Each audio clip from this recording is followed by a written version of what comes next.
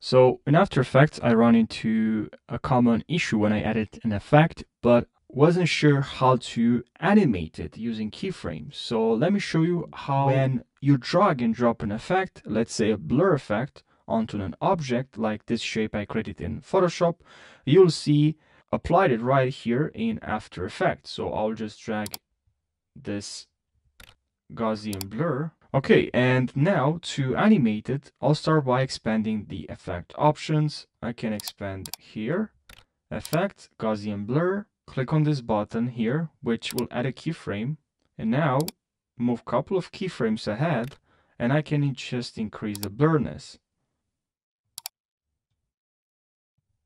Now we added a keyframe, and that's pretty much how you add a keyframe. Now let's say you don't have any effects added. Now we don't have any effects here, but here if you expand, you're going to see transform here, and you can animate the anchor point, position, the scale, the rotation, and the opacity. Let's animate the opacity, decrease this to 0, and then move a little bit the other side and increase the opacity. Now here we have the effect.